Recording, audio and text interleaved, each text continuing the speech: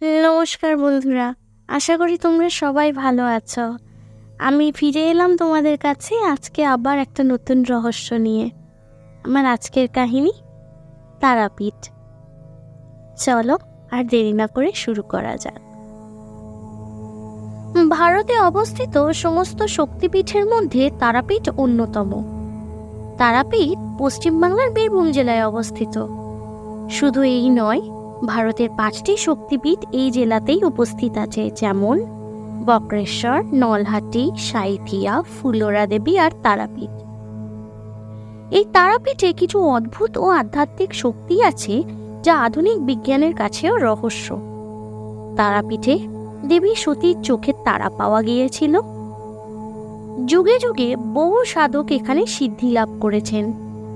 লোককথায় আছে তারাপীঠ রাজা দশরথের কুলপুরোহিত বশিষ্ঠ মুনির আসন ও দেবী তারা মায়ের অধিষ্ঠান।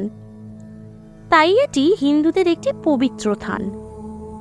যেমন রামকৃষ্ণ পরমহংসদেব মা কালীর দর্শন পেয়েছিলেন, ঠিক তেমনি তারাপীঠের সাধক বামাখ্যাপার কথা তো আপনারা নিশ্চয়ই শুনেছেন, যিনি মা তারার আশীর্বাদ ও মহাজ্ঞান লাভ করেছিলেন। তারাপীঠ মন্দিরের স্থাপত্য খুবই সাধারণ। এটি বাংলার স্থাপত্যকলার অর্থাৎ চালার নকশাতে নির্মিত। এখনকার মূর্তি চতুর্ভুজ ও মুন্ডমালিনী। দেবীর মাথায় বিরাজ করে রূপ মুকুট। তারাপীঠ মন্দিরটি মহাশক্তিশালী ও রহস্যে ভরা। কোনো ভক্ত মা তারাকে দর্শন করে খালি হাতে ফেরত যায় না। প্রতি বছর কৌশিকী অমাবস্যায় প্রচুর ভক্তের ভিড় হয় এই তারাপীঠ মহাপীঠে।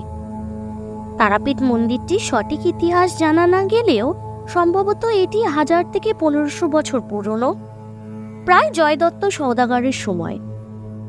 বর্তমানে মন্দিরটি নির্মাণ করিয়েছিলেন মল্লারপুরের জমিদার।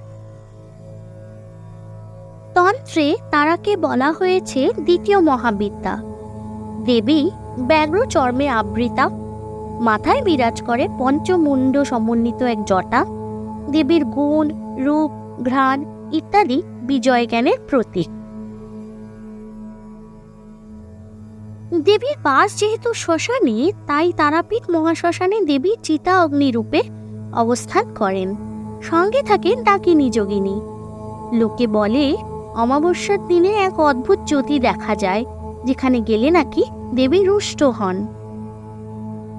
আচ্ছা বন্ধুরা, আপনারা কি কখনো তারাপীঠ গিয়েছেন? যদি গিয়ে থাকেন আমাদেরকে নিশ্চয়ই জানাবেন, আর কমেন্টে জয় মা তারা লিখতে একদম ভুলবেন না। আর যদি ভিডিওটা ভালো লাগে তাহলে শেয়ার করবেন বন্ধুদের সাথে। আজ তবে এটুকুই। ফিরে আসবো আবার একটা নতুন তথ্য, নতুন রহস্য নিয়ে। ততদিন ভালো থাকবেন, ভালো রাখবেন। নমস্কার।